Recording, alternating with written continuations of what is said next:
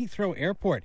Here's the BBC's Dan Johnson. It was found in a street in West London and taken by the chap who found it to a library where he plugged it into a computer to see what was on it and was then able to freely access all this sensitive security data about the airport. Maps that showed CCTV cameras and showed the routes that people like the Queen and cabinet ministers and foreign dignitaries would take driving into the airport, and then the routes they would take through the terminals to get to their planes. The police and intelligence chiefs in Somalia will be out, so says the Somalian cabinet.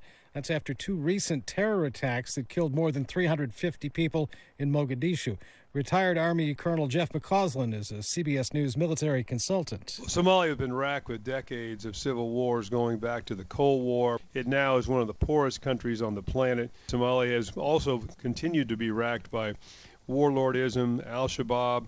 Only a portion of the country actually is physically under the control of the government. Stateside, Tropical Storm Philippe moving away from Florida, also the Bahamas, but it does have sustained winds at 60 as it heads to the open Atlantic. Coming up, World Series Game 5 in Houston. Dodgers and Astros tied at 2 games apiece. This is CBS News.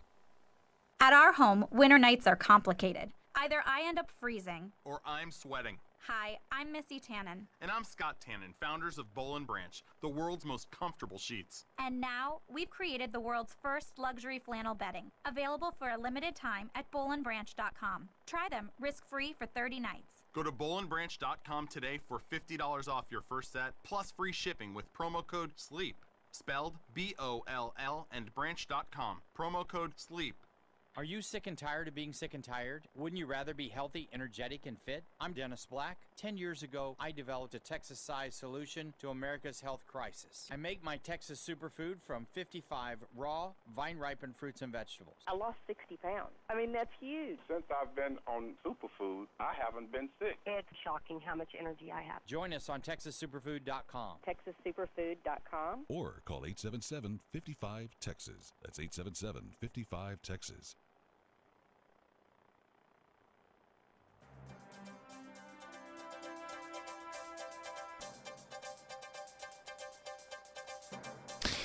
Good afternoon. You're listening to AM 1080 KSCO Santa Cruz 404 on a beautiful Sunday afternoon, October 29th, 2017. I'm Jason Struby. Let's look at your road conditions. We've got accidents on 17 southbound right at the summit and northbound before you get to Glenwood Drive. Looks like northbound traffic affected in a big way there. You'll be backed up for miles. More traffic up the road as you head past the reservoir and yet again headed to Los Gatos. All in all, you're way below the limit for a total of probably about 8 miles from Santa Cruz to Los Gatos. 101 northbound heavy past Tennant. In the northbound lane, we've got a crash just north of that location, just past East Dunn. Also, we've got northbound traffic toward Gilroy on the 101. And a bit heavy there on the 156 to Prunedale, typical Sunday evening. Otherwise, Monterey County clear on highways 168, 218, 183. And Santa Cruz County looking good on your other major roadways as well. Highways 19, 152, and 129 all clear. Looks like patchy clouds through the afternoon. We were supposed to have a sunny afternoon, but so much for that. A high near 65 today, even though the thermometer currently reads 72 degrees outside the KSCO studios. Tomorrow, cooler, with highs in the low 60s for the next few days. Overnight low tonight, 50 degrees. Still got a couple hours if you need to stop by and get that Beyond Tangy Tangerine, Pollen Burst, Gluco Gel, or other Doc Wallach product. We are stocked, and we will hook you up. It's 4:06, time for the Veterans Take Charge radio show with your hosts, Justin Baker and Dave Ramos, right here on KSCO.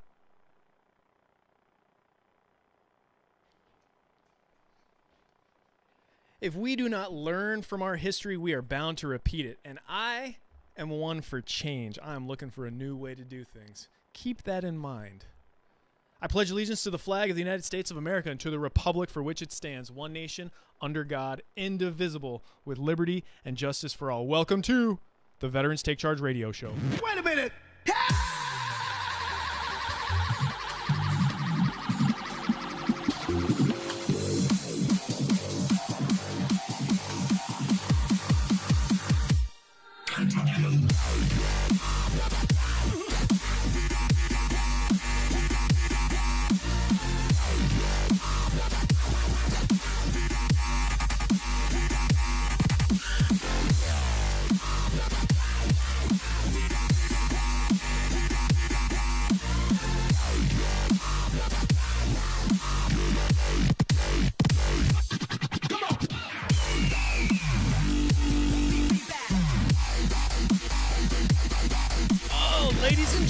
Welcome back to the best 2 hours of every week. Veterans Take Charge radio show. My name is Dave Ramos, former combat medic, Sergeant 68 Whiskey in the United States Army. On my right, as always, my battle buddy for life. Justin Baker, former 35 Echo Airborne Ranger. Cool. And on my left, World War II veteran James Peterson. Sir, I'm going to give you a high five. JP. I love it. JP is here. JP is in studio. I'm honored to be here with you guys. Thank you very much. I'm going to push this. Forgot about mics. Hey, so everybody should go after this broadcast. Everybody should go check out our archive. We are on the Military Appreciation Channel. We are on zbsradio.com and Radioactive Broadcasting. We're on YouTube. We're on Facebook. As a matter of fact, Facebook right now, we're streaming live with JP. Hey. Yeah. Where are we streaming it, Dave? Right now we're streaming on Facebook Live, facebook.com/KSCO Vets. Some good stuff. There's some very good stuff on our Facebook page. Everybody should go to facebook.com/KSCO Vets, or just go to Facebook and look up Veterans Take Charge radio show and hit the like button, hit the share button, tell the world about what we're doing, because we're trying to do some damn good stuff. And I'm kind of biased, but we're succeeding. We're the best show on this network? I think we're the best show in American radio. You got it. I even have it plugged into my car. And that's what's up. Hey, also, if you want to download some of our former broadcasts, take them to work with you, throw the headphones on while you're working, you can do that at zbsradio.com. We've got all of our former broadcasts on the archive there. Just look up Veterans Take Charge once you get to the website at zbsradio.com, and you can download every one of our broadcasts. Or if you're looking for apps, go to your app store, the Google Play Store, the Apple Store, the iTunes Store, any other app store, and just look up KSCO, and you're going to download the KSCO app. And our show's on there. Every KSCO show's on there. It's just darn good stuff. And it's for the best price ever. It's I'm pretty free. sure that is a pretty darn good price. And you know what? Here's the reason why everybody should go and like our Facebook page and download this app is because all of our previous broadcasts, for instance, last week we introduced a couple of different topics that were pretty heavy and very prominent. We started talking about the opioid crisis and the opioid addiction, talked about suicide. We talked about some legislation that has been pushed out for veterans, and in specific in regards to suicide and the opioid crisis. But the second hour was the prominent, powerful hour of story. We had David Toombs from Tennessee on the radio program, and he shared the story of his son. His son was a former sergeant in the Army National Guard, and on VA property this past November, John Toombs took his own life because of failures, negligence, and lack of treatment that he was not receiving from the VA. The story that was presented to us was strong and heartfelt, and it irks my nerves. It irks my nerves because we go to an organization that is charged with caring all of our warfighters. And when they're right, they're very right. I want everybody to know that. When the VA is right, the VA is very good. Healthcare benefits, educational benefits, employment benefits, house, cemetery benefits. When the VA is right, they're very right. But when the VA is wrong, people die. People die. We've actually interviewed the parents over the 2.5 or 3 years, almost 3 years that we've been broadcasting. Yeah. We've had at least 3 or 4 sets of parents that we interviewed. No, 2 or 3 sets of parents and one wife and a widow who had lost their spouse or their child, veteran, to suicide because they could not get the care they needed in a timely enough fashion, and whether they were suffering from mental issues due to post-traumatic stress or actual physical injuries from combat, the pain was too much. Mm-hmm. And the waiting game that the VA put these individuals through was too long, and they couldn't handle it anymore. David Toombs had a very close relationship with his son, and so the impact that this had was great. It was a great impact to him, to his network, and it was it's heartbreaking. Suicide is never an easy thing to approach, but that started David's mission. His son was on a mission, and David picked up the torch and ran with it. As a matter of fact, he was fresh off of being a keynote speaker at the Spartan Alliance Warfighter Gala when we talked to him, and that was something that was very humbling for him, but also very motivating. As well it should be. So, point being, listen to all of our previous broadcasts because we have strong guests, we have strong stories and hard truths, very, very, very hard truths that we are sharing with you, our audience. So with that being said, welcome to the Veterans Take Charge radio show. We've got in studio with us World War II veteran JP. Yeah. Once again, sir, thank you very much for being here. Listen, it's my pleasure and honor to be here. Thank you. And I just want to tell you that I can speak for the gentleman who was here because I lost a daughter 2 years ago. Aye. And when you lose a sibling, it's like taking everything inside of you and ripping it out. There is no way you can explain that. There is an old Greek philosophy that that you can take your problems, put them in a pile, and pick up somebody else's. And I'll tell you, there's nothing worse than losing a sibling. I don't care whether it's 4 years old, 4 months year old, or as my daughter was 56. It's a terrible thing. And working here in Santa Cruz for the last 6 years and finding more and more veterans committing suicide, I have to tell you it's nothing new. This happened during the war. I was one of the few people who were lucky and not have been in combat. We were in combat areas, but what are you going to do with a destroyer? You know, all you can do is fire a 5-inch cannon, you know. So you sit there and look at what it did. But I'll tell you, these people grew up with a mother, a father, a priest, an attorney, and relatives, and brothers and sisters. And then you sit there and perhaps you're close enough to see the eyeballs, and then you have to shoot somebody.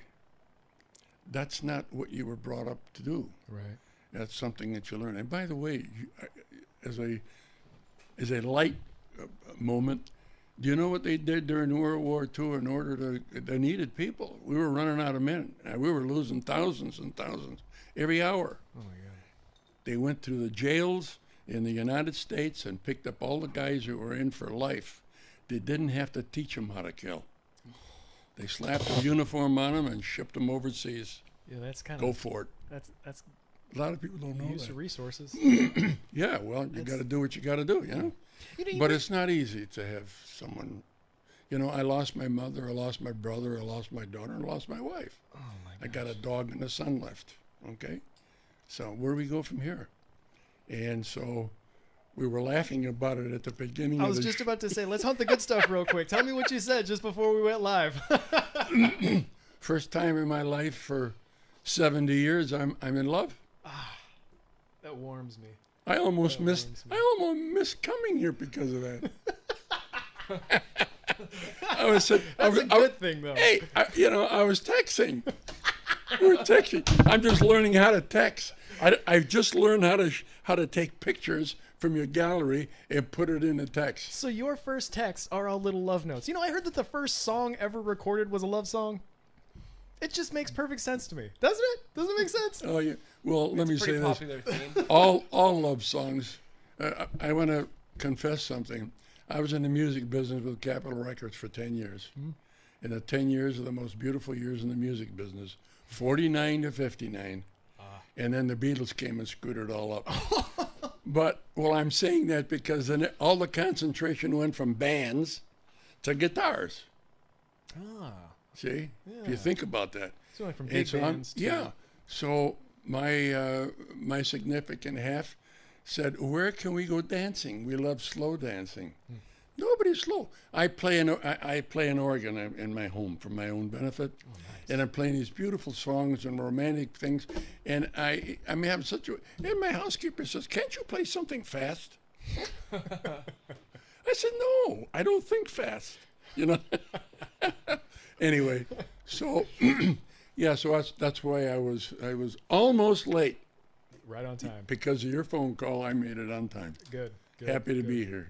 You know what? You wouldn't have been late. You would have just simply been detained elsewhere. That's all. Oh, my God. Just like our first sergeant. First sergeant's never late. I feel better. First sergeant's never late. First sergeant is just detained elsewhere.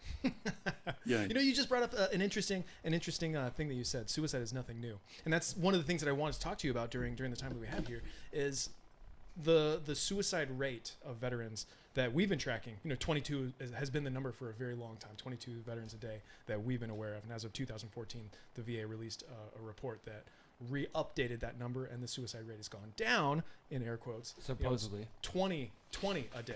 And for what it's worth, that report that states 20 a day is a much more inclusive report. It actually does take into account all the state territories. Let me give you a states and benchmark. territories. Here we go. The benchmark is don't believe, in the service we had that, don't believe anything you hear. Don't be a parrot, in other words. And only believe half of what you see, and what's left, challenge it. The only way you're going to get down to the bottom of things is to not repeat anything and just keep digging until you find what the answer is. So the Veteran Sportsman Alliance, as a matter of fact, has a saying, and it's never give up, but question everything. I don't know if that's exactly it, but that's something along those lines. From don't believe anything you hear. Slip of the lip sinks a ship. So all that stuff was going on. So you talk about suicide. Yeah, I wanted to ask you, when you were in service and then when you got out of service, like the years, maybe the 5 or 10 years after you got out of service. Let me tell you the difference. I was not one of them to shoot and kill somebody. I don't know what that feels like. I can only imagine. But keep in mind one thing. The greatest generation, we keep being called the greatest generation in the world. Okay. It isn't what we did, it's who we were. Okay? Number one. And so we are first generation, and some of us were second and third generation, but our ancestors came over here in the name of God. They didn't come over here for the American flag. They don't know anything about the flag. They didn't know anything about the Constitution. They never had one. They didn't have that experience. They came to get that experience. The thing that they brought with them was a thing that they had, family and God. Values. So when you got here, God was number one. And number two, you were so thankful to the Lord that your mother brought you here, that you prayed every day that you could pray. And as a result of that, we became patriotic. Now, what the hell does that mean? That means that you got here and you are a lucky man, and that you would like for somebody else to come, and you're willing to fight anybody who fights that. And that's what patriotism is. We had to die for what we believed. And people, I asked my grandson, he's probably listening, one of them. He said he would not die for somebody else. That's the younger generation. We're building people, not like you guys, it's the generation after you now, that's going to look at this thing and say, the government's not taking care of them? Why do we have wounded warriors? Why isn't the government taking care of the amputees? Why do we have the Red Cross out there trying to help these guys come home when they won't send them home? And the Red Cross will pay your way from Afghanistan to your house and then take you back. They have the authority, the federal government and the Department of Defense. Maybe you've already gone through that. But we have had God number one, our country number two, and there's nothing in our way. And so now, to continue, we're gonna go to a commercial break real quick. Go. We got the music going. We're gonna go to a commercial break. Need money. When we come back, we'll talk about exactly this, the difference in culture, because there's definitely an individual culture going on right now that's very counter to the teamwork and the military camaraderie that we're used to. And I'm sure that you know that a whole heck of a lot better than we do. We feel it. This is the Veterans Take Charge Radio Show. We'll be right back.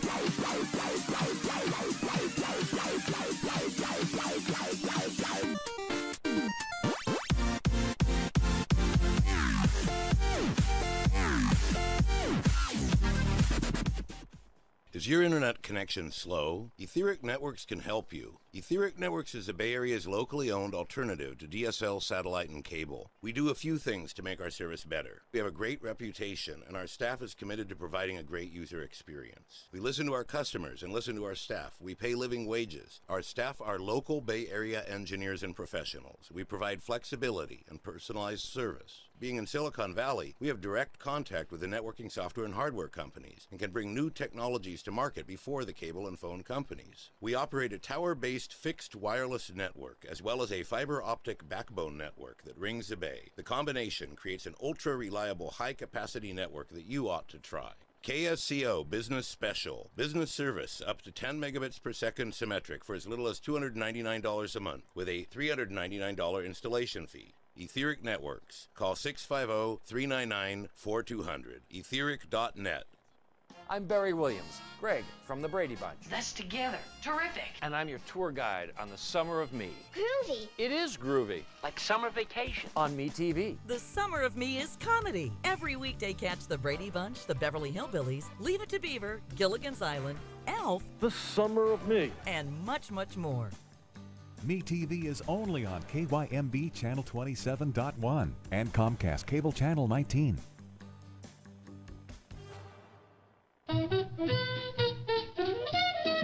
I'm Gary Shapiro, host of From the Bookshelf, Monday nights at 7 here on KSCO. This week my guest is Robert S. Bader.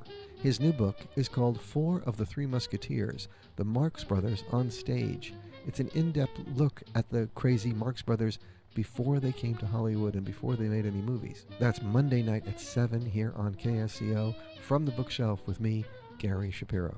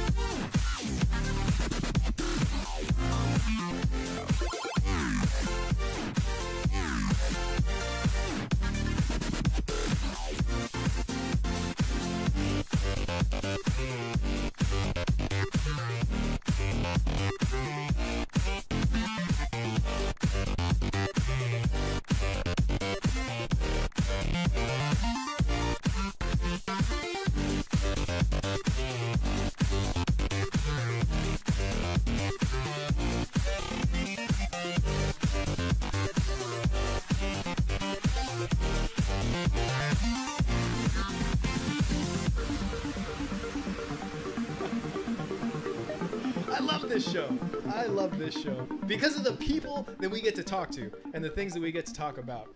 For instance, JP, thank you very much. Once again, sir. Once again, thank you very much for being here. Oh, I'm glad I'm here. Me too. Me too. So before we left to the break, you were talking about the difference in culture of newer generation young people and your generation, the greatest generation. You know, it's not what you did, it's who you were, who you are, really, that makes you the greatest generation. And I absolutely love that. You know? Well, how about you? Who were you when you went in? Okay, so, all right, so everybody's different. Yes. I have my own philosophy on that, is that it takes all kinds of people to make a world. When you meet the idiot, don't get excited. You knew he was out there someplace, and there he is, you know. And you'll meet nice people, too. The problem is when you don't meet the idiot, and everybody's looking at you like, yeah, well, you're the other end of the stick, right? No, it's who we were. And it's very difficult for me to try and live your life. I can't do it. I don't think you should. Really. And well, yeah, but you know, everybody says, that's old stuff. You know, everything has changed. Tell me what the hell has changed. We had guys on drugs. I was in the music business, and that brings up that story.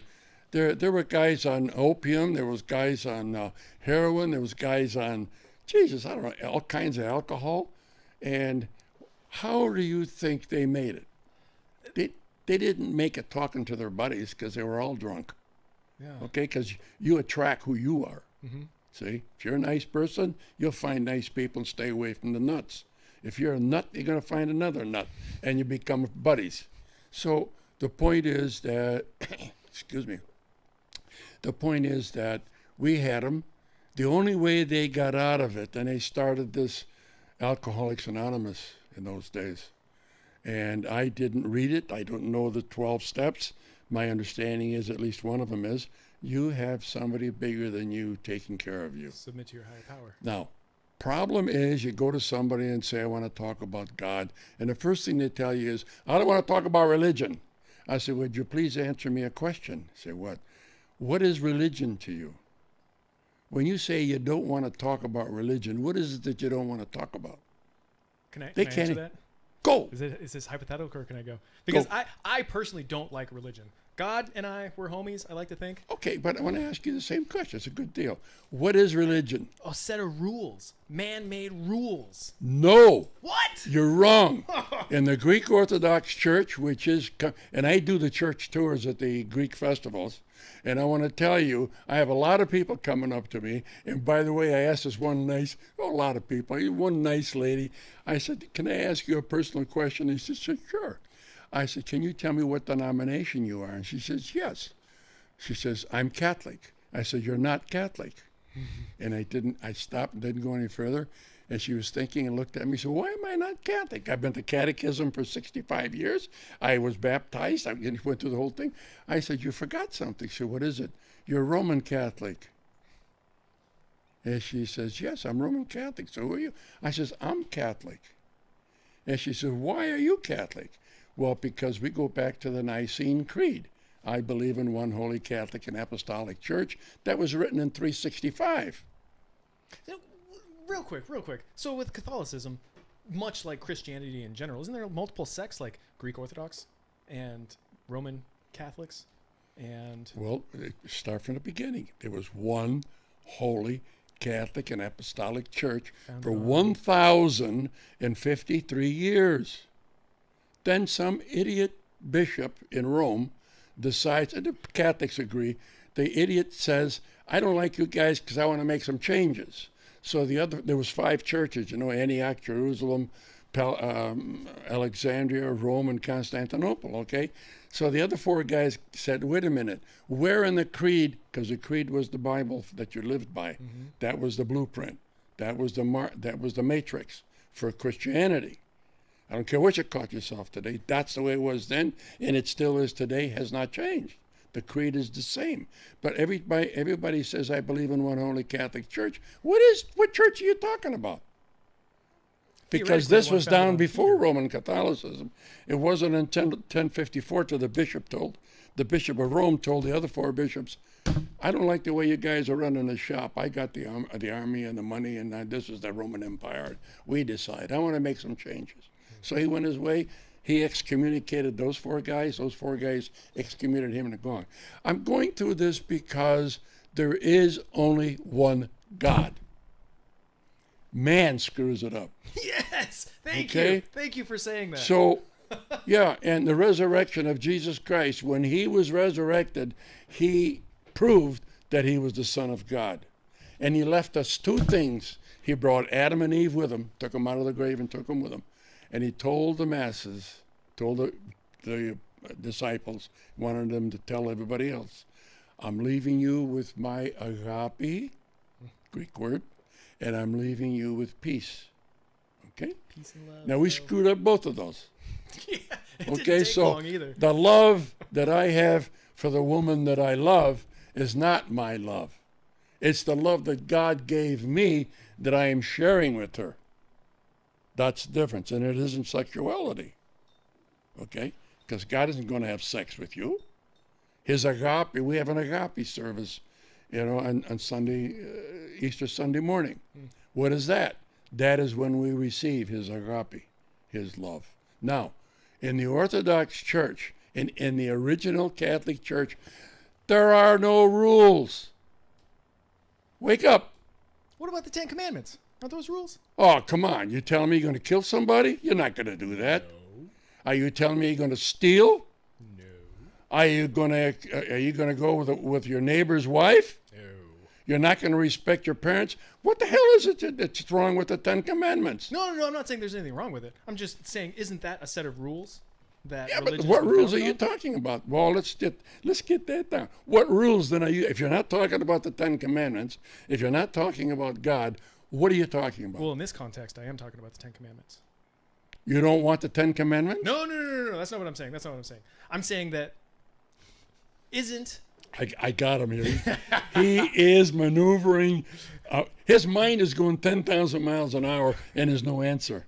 Okay? I want you to come with me. I thought it was a set of rules. I thought the 10 Commandments was a set of rules. Listen, You want to go rape somebody, rape them. You want to shoot somebody, shoot them. No. There are no rules. Don't you understand? Those are guidelines. I suggest, the Lord is telling us, these are the things that you should be aware of to follow me. You want to follow me? These are the rules. You don't want to follow me? Go do what the hell you want. I guess He's going to destroy everything that's left. It's going to hell. That's it. It's over. And hell is just fire. I don't know what that is. It's not a place. Okay? So please, I had a lady, and this is the truth, I had a lady come to one of my things, one of my tours, and she sat in the back after it was all done. She said, my mother told me, that's another thing, my mother told me that I should not join organized church. So she was 80 years old. I said, young lady, I'm older than her. I said, young lady, would you please define for me an organized church?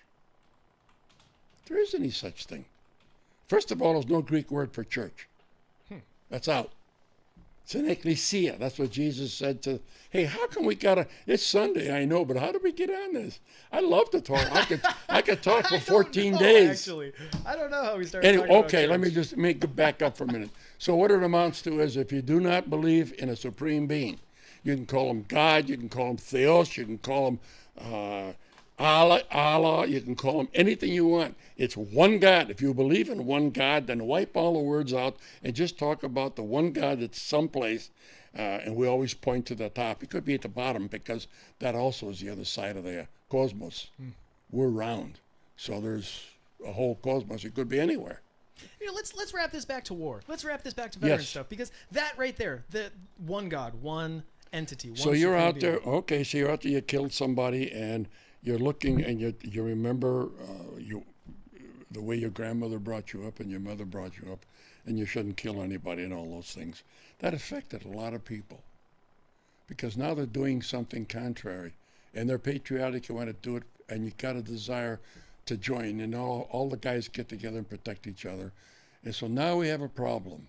I can go into a deep hole of depression, or I can believe in one God, say, God, I'm here protecting my country, and I do everything that you want me to do. And I know that you were down here, that you wouldn't tolerate bad people. So I'm here fighting bad people. So we justify these things and bail ourselves out. In the music business, a lot of the guys went into drugs because they stay up all night. They don't have a normal life. I mean, they can't just sit down and have a cup of coffee with their wife and play with the kids.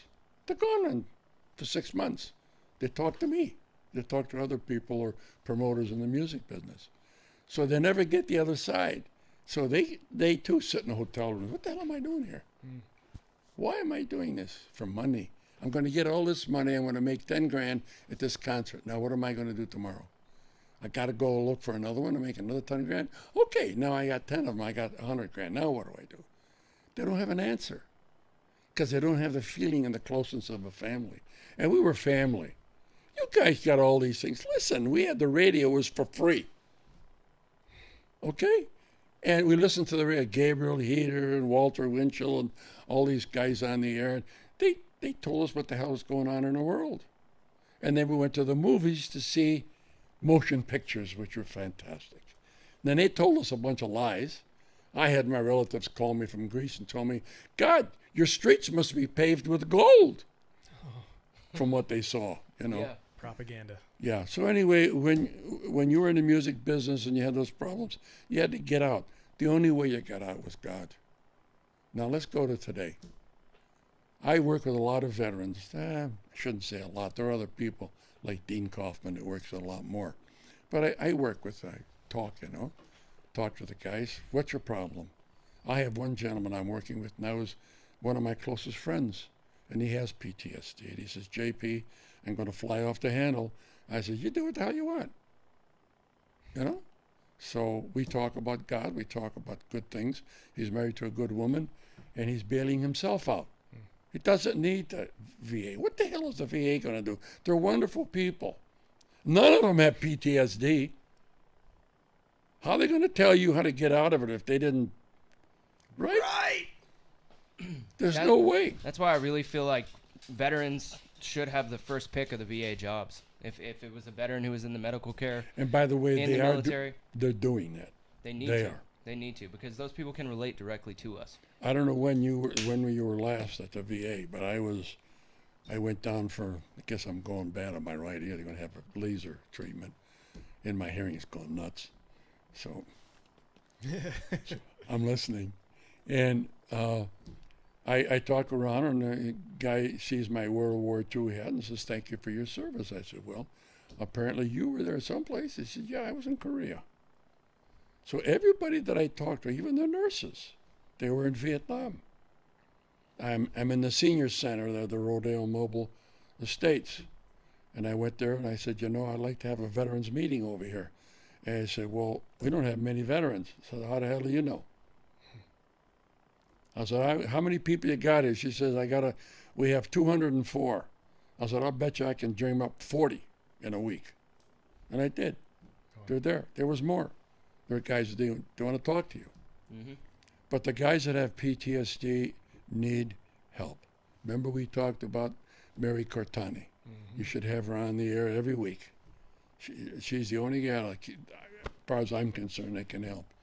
Because what it does, it takes the veteran's mind off of himself and his problems and puts him in the dog. And the dog has been trained to take care of him. Operation Freedom Paws, Mary Cortani. Thank you. And that dog shuts your lights off. He opens up drawers, goes to the refrigerator and gets you a beer. He'll scratch the hell out of you if he tells you to take your pill and you don't take your pill. Sign me up. I'm telling you, it's the most amazing thing. I did that for one guy. I had Mary Cortani. I was the first one. I brought her here to Santa Cruz County in 2012. Okay, and nobody can tell me Mary Cortani was here before 2012. They had to go to Mary Cortani through some other reason from doctors and maybe the VA. Wow. But in any case, guy called me up and he says, "JP, I tried to commit suicide." This is experience, this is actual experience. He said, "I tried to commit suicide twice. I couldn't do it. I figured there was something better in my life and I just wasn't getting any help and I felt crappy." And he says, "I came to your meeting. I met Mary Cortani. I followed your advice and I applied for a dog. It took a year, but on a particular Wednesday, I decided Saturday was my last day." He got it ready, loaded it, took the safety off, laid it on the kitchen table and put his empty cup there waiting for the morning cup of coffee. You know, you put it and push a button to get coffee. And he said, Saturday was my day. Thursday, I got a dog. Wow. I was called. I went to Gilroy and I got this dog. And GD, he says, "You really saved me. Thank you. You saved my life." Boy, can that hit you? So to continue further, he's now leaving his dog home and he's going over the hill. He's working in Silicon Valley. He makes $120,000 a year. Nice. Did that turn him around? I want a dog. And now the guys are still taking pills and they're still following doctors' instructions. And none of the doctors had PTS. So what do they know? Yeah. Yeah. So it's the buddy system. See, we got together, and I won't tell you why I did it, because then you'll find out who it is. But I don't want to tell you who it is because he told me not to tell anybody. So it's private. But I'll tell you, that's a beautiful experience. We're going to go to a quick commercial break. Sorry to interrupt. We're going to go to a quick commercial break, Ro. Okay. And when we come back, I want to talk about a little bit about honor flights. And we've got a couple of announcements to make, but we're going to keep rocking and rolling. This is the Veterans Take Charge Radio Show on KSCO on the Military Appreciation Channel on Facebook and YouTube and AM and FM and all over the world.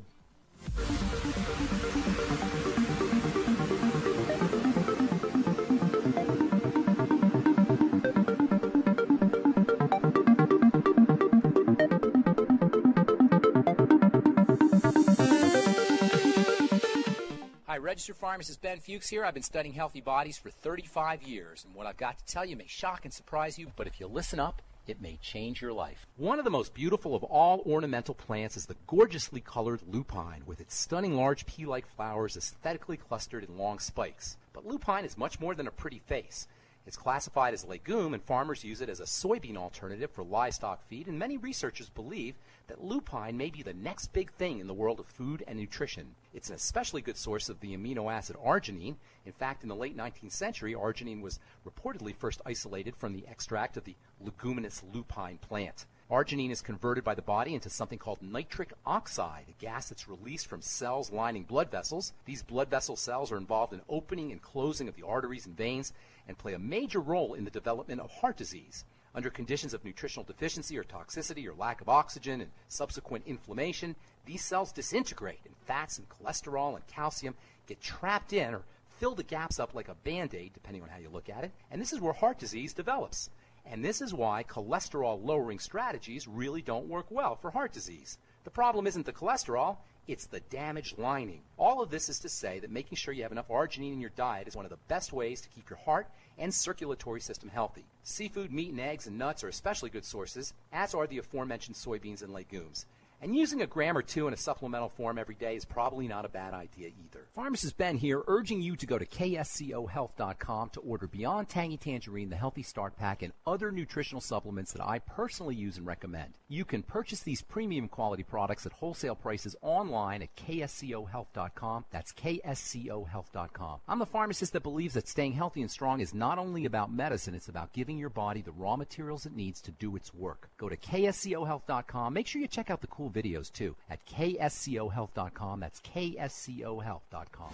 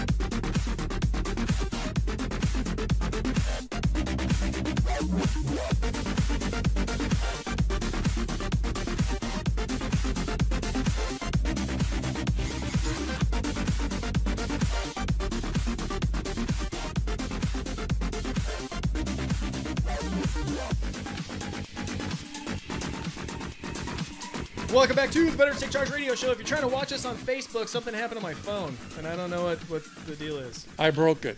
No, it wasn't you. I just shared the video on VeteransTakeCharge.com. Okay, good. Just push to Veterans Take Charge.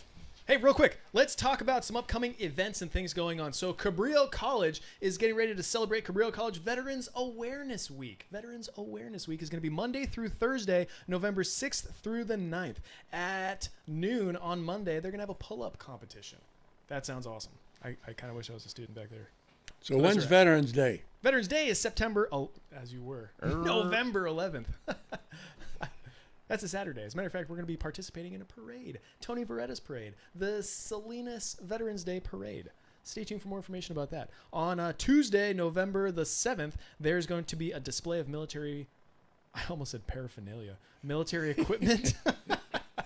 On Thursday, no, as you were, Wednesday at noon, there's going to be a workshop with veterans and some admin staff over at Cabrillo. And then on Thursday, November 9th, there's going to be a barbecue at 11 o'clock over at Cabrillo College. So Cabrillo College is celebrating their Veterans Awareness Week. And you know what? I graduated from Cabrillo College, and the Veterans Office, Flora Chacon, and all of the veterans there are pretty freaking fantastic.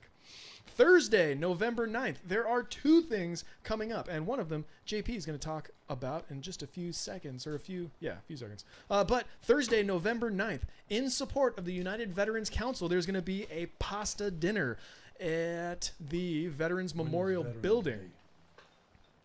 It's November 11th. It's November 11th. It's a Saturday. Yeah. Well, There's a reason. Go ahead. Okay. So if you want some more information on the November 9th pasta dinner in support of the United Veterans Council, which is supposed to be really good. Tickets are, I think, are $25. There's going to be a raffle. There's some wine and whatnot. Call 408-891-9912. Once again, call 408-891-9912 or email Dean Kaufman at scveteranadvocate@gmail.com to get some tickets, to get some more information. Scope out the Vets for Vets Facebook page. Scope out the Veterans Take Charge radio show page. There's a flyer floating around all over social media and the email stuff. You got it. Yeah. Scope that stuff out. But JP, you're going to talk about some more stuff going on November 9th, a little bit later on in the evening. No, I'm not. Oh. I stand Yes, corrected. I'm pulling your leg. It's November the 8th.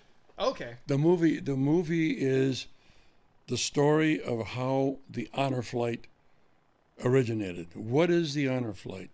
The honor flight was originated in order for World War II veterans to see their memorial in Washington, D.C.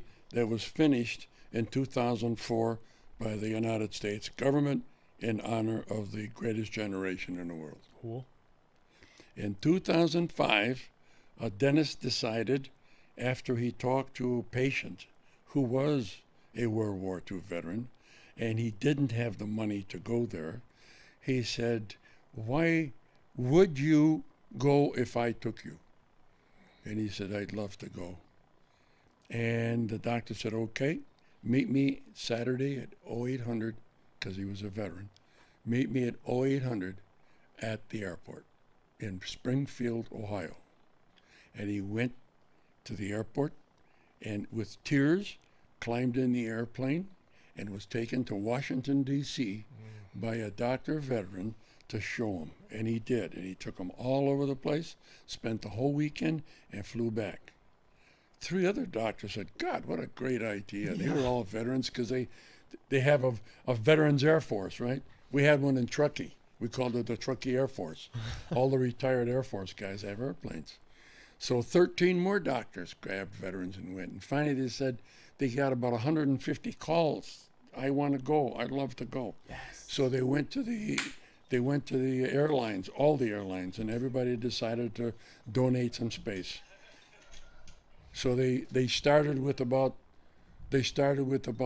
17 places, and then eventually wound up being about 40. So every airline started donating space, and they were going to Washington, D.C. And so there's been thousands of flights. And when you get on the airplane from whatever hub, we call it a hub. The hub is where the honor flight foundations are. And they're all over the country. And they're flying on their own deal. So you're liable to get to Washington, D.C. and have 14 flights come in at the same time you come in. It's wonderful. But I want to tell you, it doesn't mean anything to anybody if you weren't a World War II veteran and had that experience. As I mentioned, I was interviewed with Channel 8 a couple of years ago, and I mentioned to them they interviewed us, 4 or 5 of us, at the Freedom VFW, wonderful people. And I said, the best way I can explain it to you is, first of all, to take the veterans on the honor flight and put them on the airplane first, and preferably in the back. I didn't know why. And then they allow everybody else to come on the airplane. Then they go and they land wherever. Some of the flights, like Southwest, will stop from Reno or even from San Jose to Salt Lake City, and then jump into Washington. Or it'll go direct. And if you go direct, you land in Washington, and guess what? Now I know why they put us in the back. They had about 200 students from Georgetown University with flags, whistles, rice, for every conceivable thing. And they said, "Welcome, welcome home." We never had a welcome when we came back. Everybody was in the war or working in the factories. We were just happy to get home. The hell with it, So that's what it reminded us. So they threw, anyway, when you got on the airplane, and you went to the back and they closed the doors, everything went back to 1945. And then you look at the guy next to you, where were you? And the guy says, well, I served in the South Pacific. Whereabouts? Then it started, you know. I was in the March in Bataan. I was in the Philippines. I was in Okinawa. I was in Iwo Jima. And the whole thing started. The guy says, were you in Iwo Jima? Then all of a sudden, everybody jumped in. My God, I was there. When were you in? And so on, you know. And all of a sudden, you got new buddies. That's exactly what it's all about. And it all brought forth all the things, all the good things, I might add. There were some guys that sit there and just, God, you couldn't help it. Your tears start going like a little kid. You couldn't help it because it was all bottled up. One 95-year-old guy looked at me and said, Jesus, this is fantastic. And he was crying all the time he was talking to me. He had to get that out. My wife didn't understand what the hell I did. My kids don't understand nothing. Said, I can't find World War II guys. Are kicking a bucket. Where all my buddies are going. I can't, you know, this is wonderful. And of course, you always have a guy, I was there already. Yeah, but you weren't there with 40 other World War II veterans. You were there with your wife. And you tried to tell her something, and it didn't mean anything. It just goes over their head. It isn't like the Vietnam veteran who goes to the Vietnam Wall, and the first thing he does on his first 5 feet, he goes there, he drops to his knees. See what it does? So, God bless the guys that put the thing together, but it takes money. It takes $1,000 per veteran. Really? And there has been, well, I can speak for the Nevada bunch because I went to the wall in 2012 on the first flight. And it was just absolutely fantastic. And the bonding that happens that day is something like it took 70 years to happen. You guys are going to feel it in 2085. Okay? I'm looking forward you're to gonna it. You're going to look back to this time and say, holy God Almighty, what a time. What a wonderful reaction. 2 guys working together at a station that are buddies. It's wonderful. Yeah. So the flight is going on from all over the United States. I've been going in Reno. God bless him, is a good Jewish boy. From Washington, and he was not a veteran. And when he came to Reno, he worked for Southwest Airlines. He contacted Southwest and said, I want to start a World War II honor flight flying out of Reno. You guys back me up. And they said, we'll give you 45 seats for 3 years. Nice. No charge. Those are millions of dollars. And so he did. He started raising money to start getting advertising, television. And we had 2 television crews on our flight, the first flight. No kidding. Yeah, we actually had the governor fly to Washington to be able to fly back with us. Well, Sandoval came over. I said, do you like veterans? And he says, you're damn right. I said, well, then you better get your butt up to our meetings at Incline Village. With the rest of it, I started the club up there in 2007. We had 36 veterans. We now have 6. Wow. So we're leaving pretty fast. I thank God for, as we used to say, we never said good luck to a guy. We always said stay on the right side of the grass. Anyway, so the flights are so beautiful, and it does so much for a guy. You can't explain these things. I mean, are you going to tell me that you can explain to somebody what your honeymoon night was like? How the hell are you going to do that?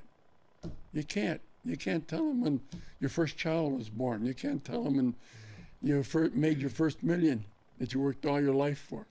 You can't tell them anything. You can't jump in somebody else's shoes. Right. But these people have. They knew what it took. What it took was to get the World War II veterans together and ship them, because they're not going to go. I was never going to go. I had no idea, first of all, that I had a memorial in Washington until they told me.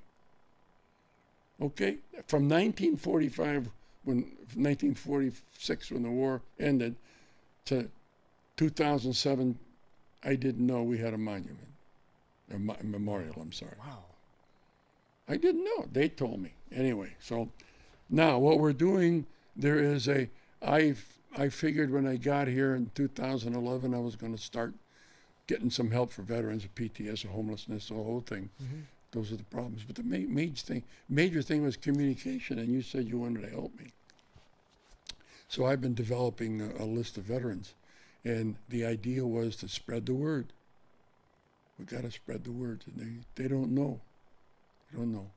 So now we've got some foundations finally started, and I thank the Lord that I don't have to do it, because it's a big job.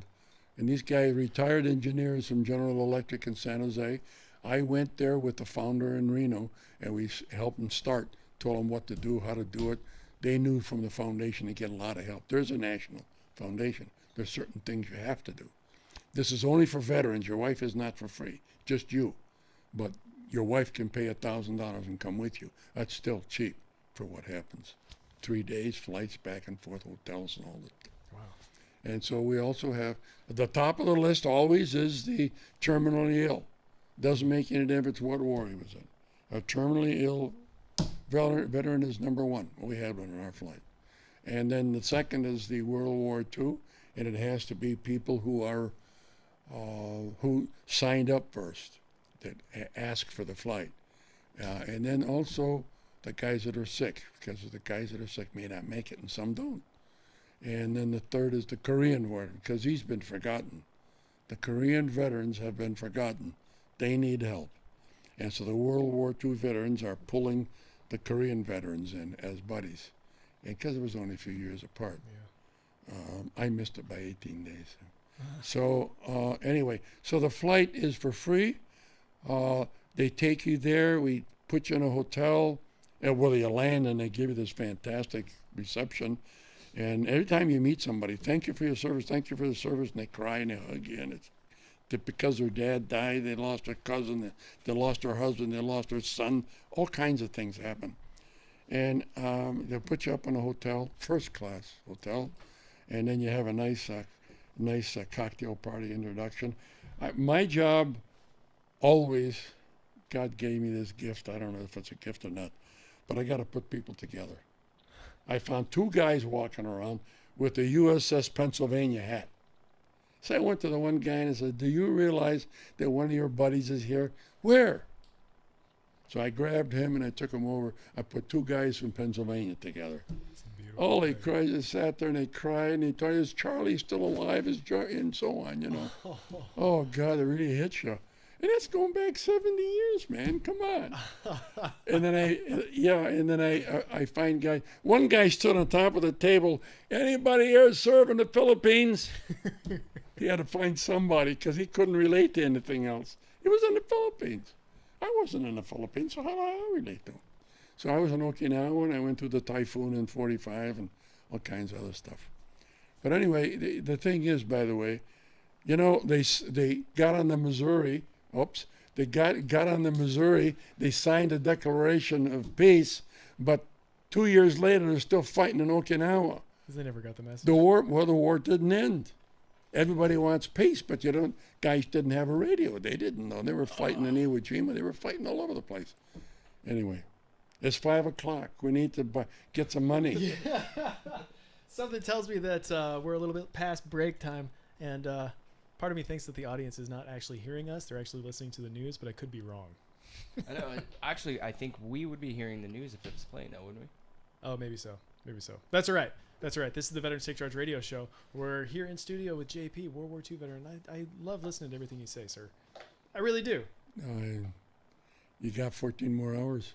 We got plenty of time. I have a feeling you could probably talk longer than that. Yeah. When we come back, we're going to have a phone call with Kathy Conway of Hospice of Santa Cruz, and she is an integral part of this movie Absolutely. screening. She is the reason for it. Even better. Beautiful. Perfect. Yep, absolutely. And then some things that I kind of wanted to circle back and talk about was, again, talking about the greatest generation, not because of what you did, but because of who you are, and kind of mirroring that in the paralleling that with some of the later generation veterans. Recently, there was a News Bite sound clip that's on the Veterans Take Charge radio show Facebook page, and it was the CEO of Iraq and Afghanistan Veterans of America talking to Matt Lauer and talking some statistics. Yeah, some of the statistics were amazing. And it just goes to show how amount of suicides. That was the other side. That was the other side. But the statistics in terms of activity, positive activity, and the influence that the veteran community can potentially have on the rest of the nation and country was astounding. It was amazing, incredible. And those are some of the things that I want to talk about when we do get back. Maybe we'll just not talk about the news. Maybe we'll just continue going on through. Well, Kathy, did we screw it up? No, we didn't do anything wrong. We're just like 2.5 minutes into the news break, and I have no idea where Struby's at. That's all right. You know what we do? We adapt and overcome. Yeah, Kathy, are we still on? Yeah, we're still. All right. Well, I see Struby running in. That's away in Houston. CBS's Steve Futterman is there with the Astros and Dodgers tied now at 2 games apiece. Whichever team wins this evening will be just 1 game away from winning the series. Tonight's game is a rematch of the series opener, matching each team's top pitcher. LA will go with Clayton Kershaw. Houston will go with Dallas Keuchel. In that first game, the Dodgers beat the Astros 3-1. This is CBS News. At our home, winter nights are complicated. Either I end up freezing, or I'm sweating. Hi, I'm Missy Tannen. And I'm Scott Tannen, founders of Boll & Branch, the world's most comfortable sheets. And now, we've created the world's first luxury flannel bedding, available for a limited time at bollandbranch.com. Try them risk-free for 30 nights. Go to bollandbranch.com today for $50 off your first set, plus free shipping with promo code SLEEP. Spelled B-O-L-L and branch.com. Promo code SLEEP. Are you looking for senior care for your mom or dad but don't know where to start? Hi, I'm Joan London with The Place for Mom. Nobody knows your parent or loved one better than you, and nobody knows senior living better than the experts at A Place for Mom. It's a free service, and we've helped thousands of families find the right place for their mom or dad. There's a place for answers, a place for mom. Call today. Call A Place for Mom at 1-800-379-1174. That's 1-800-379-1174.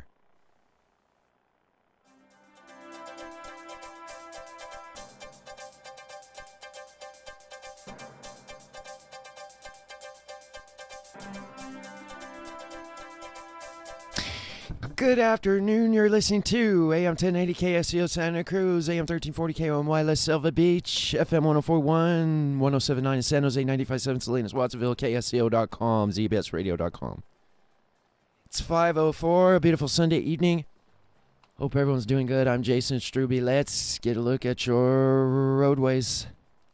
Highway 1 north to Santa Cruz, all clear. Southbound clear all the way to Monterey Carmel. 68 wide open. 101 heavy north to Gilroy. And again to Morgan Hill, although you're starting to improve over there. I would say average speed between Highway 25 and Morgan Hill, about 35 miles per hour. Otherwise, 101 clear up to San Jose and back from Salinas. 17 still lingering with a couple of crashes on the board. One southbound at the Summit, one northbound at Tucker. That is before the Summit. A little bit of traffic there northbound, although you're not bad. Up to San Jose and back. Highways 9, 152, 156, 129, 183, 218. All clear. Cloudy tonight, a low near 49 degrees. The light winds throughout the evening. Sunny tomorrow with a high near 61. We'll have low 60s for the next 3 days or so. A nice, cool Halloween for you. Boaters tonight. West winds 5 to 15 knots. Wind waves 1 to 3 feet. West swell 4 to 6 feet to 16 seconds. Patchy fog after midnight. Still got about an hour if you want to pick up a last-minute dog wallet product for the Sunday sale. We'll be happy to hook you up. 2300 Portola Drive. Come on down. It's 5:06. Time for hour 2 of the Veterans Take Charge radio show on your favorite station, KSCO Santa Cruz. Stand by.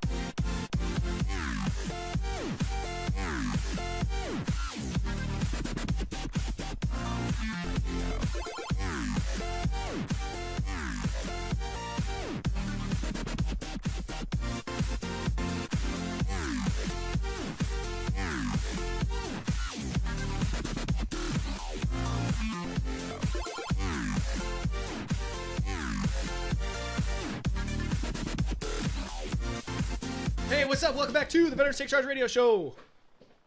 We're doing some damage control. But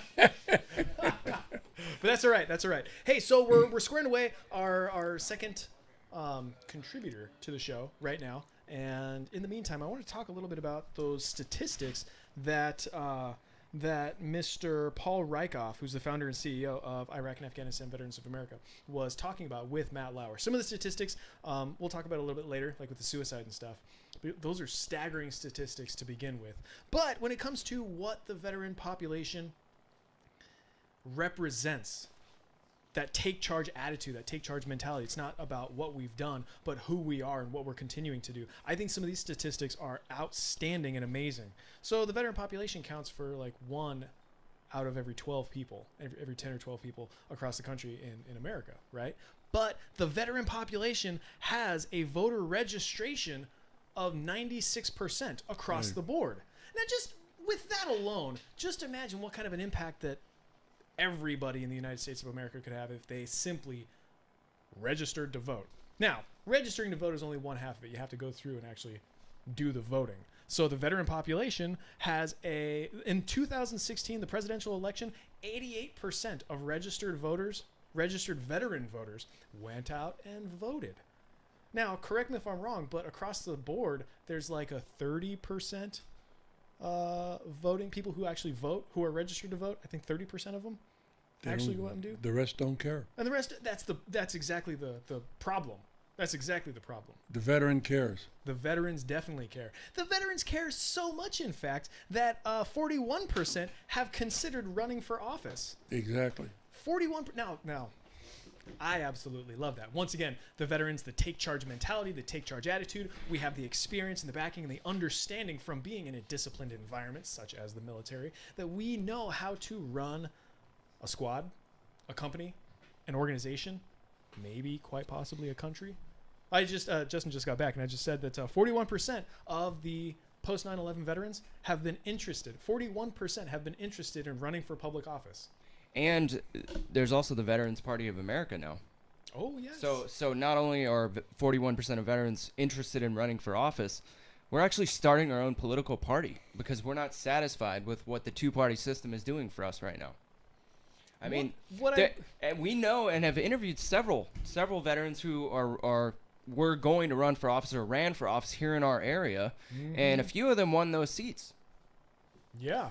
Well, you know what I really like about Veterans Party of America is that their intention is to put veterans in the positions that are either not challenged or just simply vacated.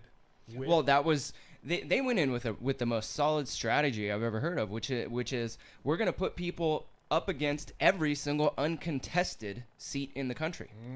And then I believe you have to, if you're a political party, you have to hold like 400 seats nationwide or something like that before you can even get on the ballot. Let's collect our thoughts for a moment.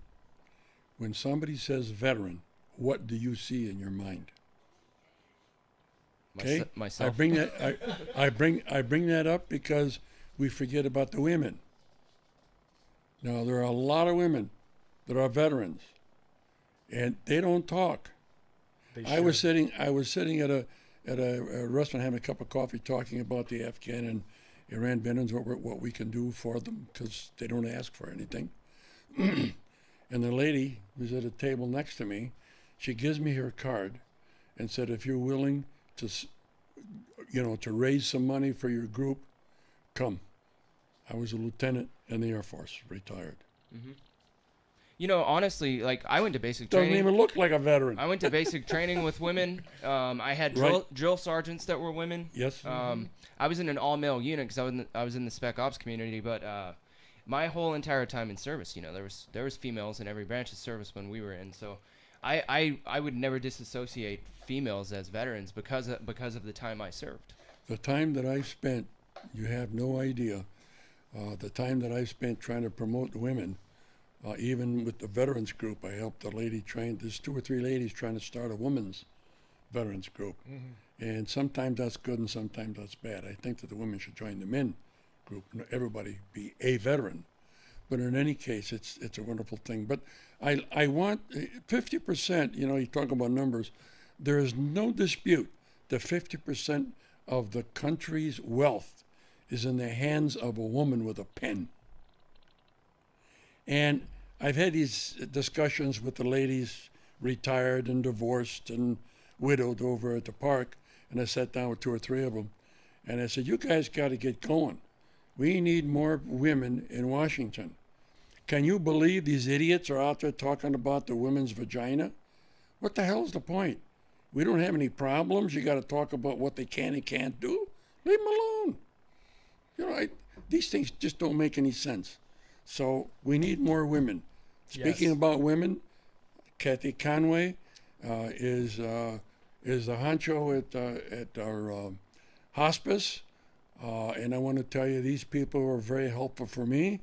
And if you got any extra dollars, please send a donation to hospice, because I'll tell you, they don't get any money from anybody else.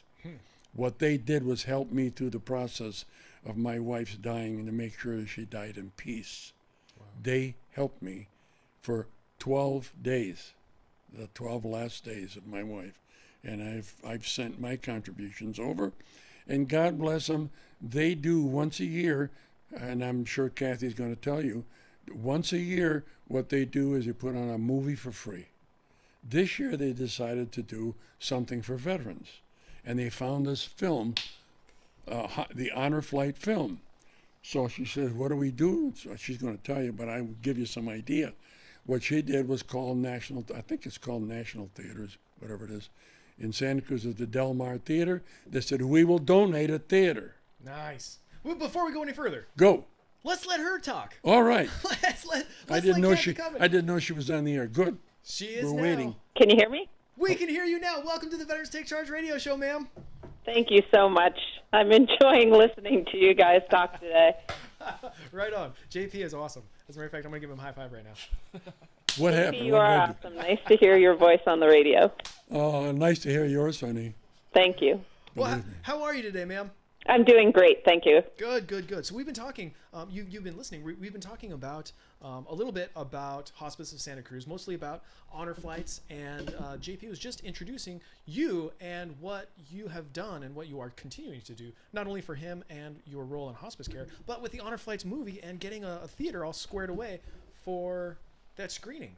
Well, we're excited about this. We actually are doing 2 of these a year. We'd love to move into doing them quarterly, but we're working with the Del Mar Theater. And what we're trying to do is open up conversations around issues around end of life, living, dying, hospice, planning for your end of life care, all those kinds of things, which aren't conversations that people generally think they want to have. But we find when we gather people and really just start to look at these, people really do want to talk about this. It's just that they might feel uncomfortable at first. I would imagine starting that conversation is really, it's kind of touchy, right? It can be, right? But the thing is, like just as JP was starting to talk about his experience, I find when I wear my hospice badge and walk into the grocery store, there's always somebody who pulls me aside and says, let me tell you what hospice did for my family, and start telling their story. So people want to talk about it. It's just that it's almost like people don't feel like they have permission to talk about it or something. So what we try and do is offer these different venues and, working through the arts, working with films. We're about to work on a project with the Museum of Art and History. When you can bring art into it, people are open, people show up. And so this is the 3rd movie that we're doing. We rent the smaller theater at the Del Mar. It seats about 150 people. And we do ask that people register because we did one movie and we didn't do registration, and we had more people than we could fit that night. So we wound up doing a second night. So you just go on our website, hospicesantacruz.org, and it's a free registration. But that way we know you're coming to the theater.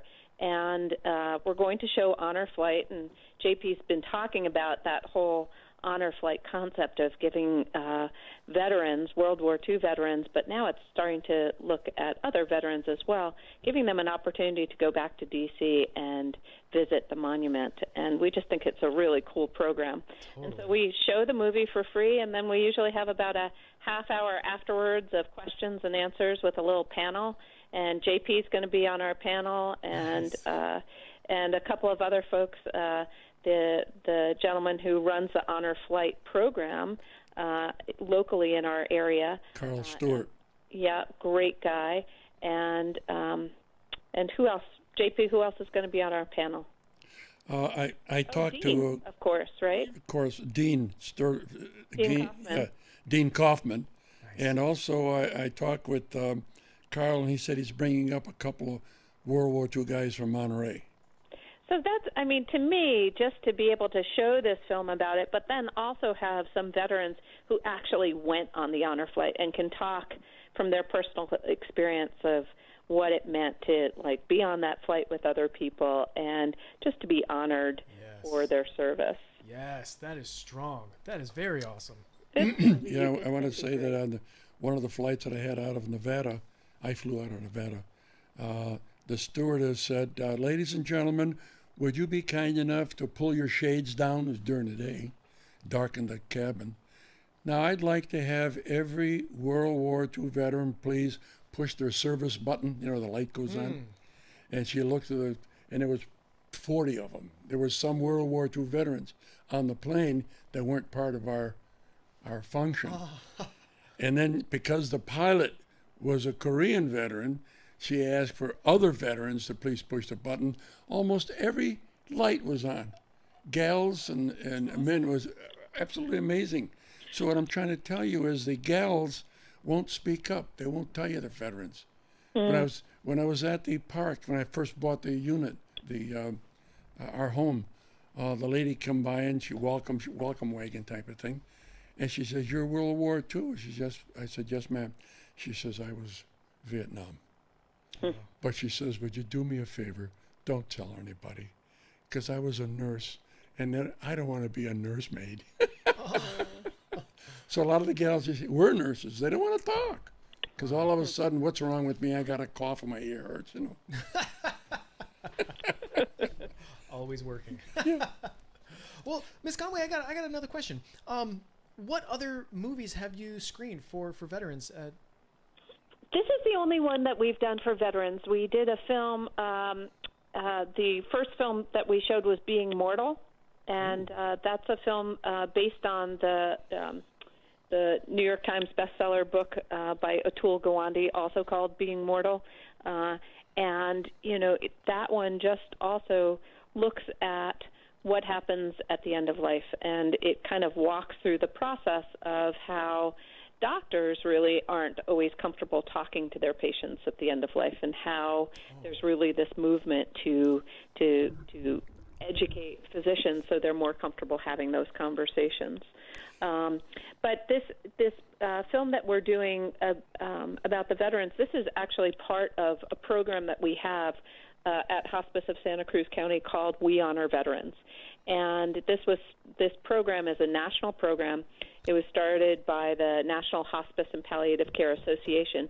A statistic they put out is that 1 out of every 4 people dying today in the United States is a veteran.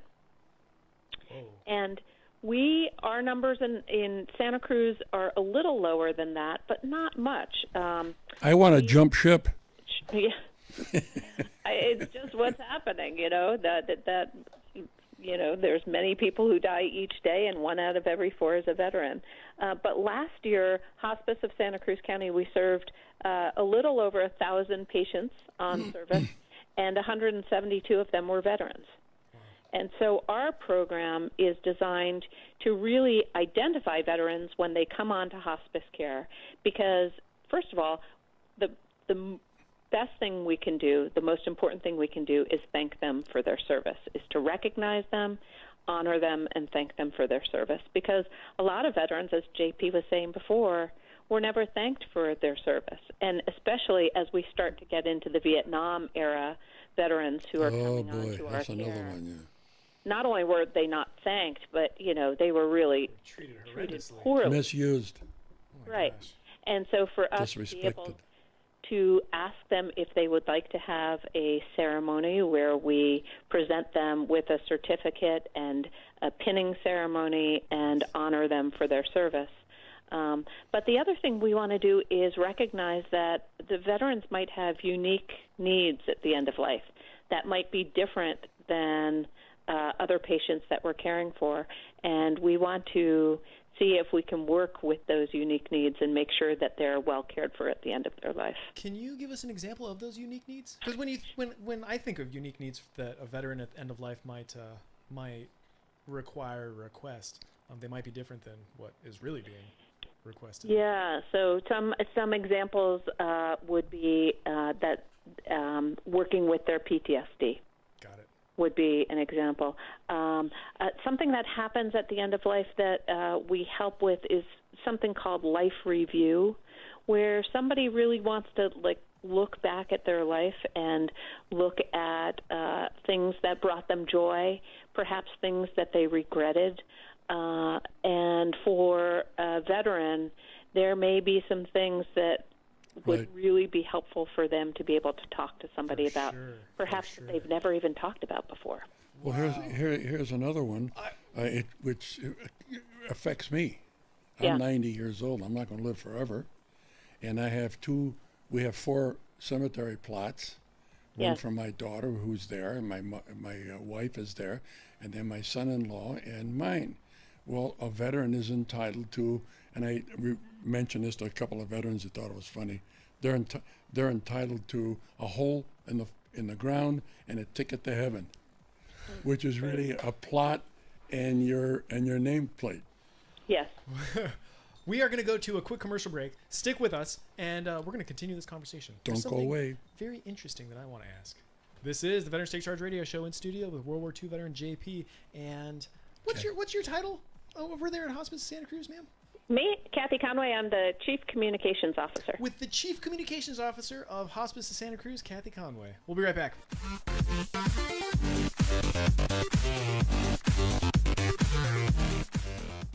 I'm Rebecca Costa, host of the Costa Report, and I want to thank listeners for helping to drive my new book, On the Verge, to the top of Amazon's new releases. This book kicked up a lot of controversy about how much we know about the future.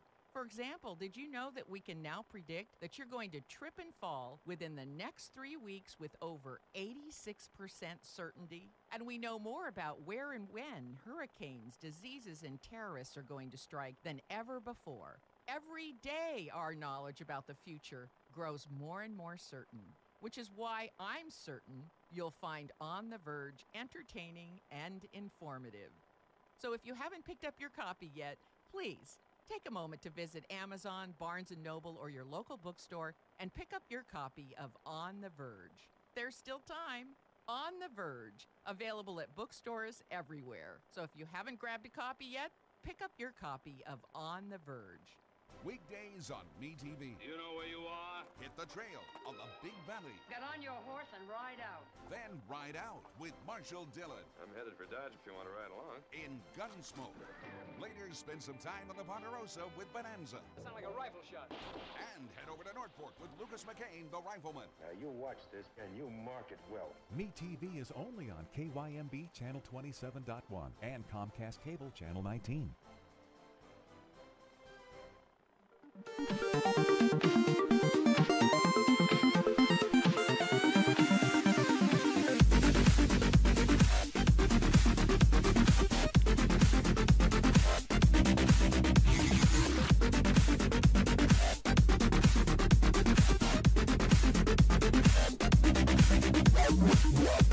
Welcome back to the Veterans Take Charge Radio Show on KSCO and the Military Appreciation Channel. We're online with Kathy Conway of Hospice of Santa Cruz and in studio with JP, and it's just awesome. So, ma'am, there's an interesting concept that I heard of years and years and years ago, and I don't even know if this is the appropriate time to ask this, but the concept of 21 grams at the time of death. Are you familiar with this? I'm not. Oh, darn. Tell me what that is. Well, I've heard that the human body loses 21 grams of weight at the moment of death. Interesting. It is interesting. Mm-hmm. It's very interesting. Well, I can speak for my wife. It took probably 2 hours, and she shrunk. She Really? wasn't the same person. Her face wasn't the same. She looked just like her mother, who passed away 100 years ago. But it's really, really different. You hear people talk on television, the cops talk about, go get the stiff. Yeah. What does that mean? It means that body is absolutely rigid. Rigor mortis has set in. Anyway, just talk about interesting. nice things now. Yeah, Come let's on. talk about some The nice 21 things. grams. The 21 grams, though, it's pretty interesting what that weight is That from. concept. I'll let you tell him. Yeah, that concept. Well, it's just a concept. I don't really know exactly where it's Well, from. supposedly it comes from a research study where he weighed a bunch of people as they passed. Yeah. And they each lost 21 grams at the moment of their death, and so the speculation is that was their spirit leaving the body. The soul, right? Yeah. Right. We talk a lot about at hospice the mastery and the mystery. And, there is some mastery to this work. When somebody is on hospice, they're receiving care from a team that consists of a physician, a nurse, a social worker, a chaplain if they choose, a hospice aide, and a volunteer visitor. And all those people together hold that patient and the family through their end-of-life experience. And that can be for months at the end of life. And so there's something that we're very familiar with because we have 200 patients on service today that we're serving. And so this is the work that we're doing day in and day out. But there's also this mystery to this work that none of us really know. None of us really know what happens after somebody dies.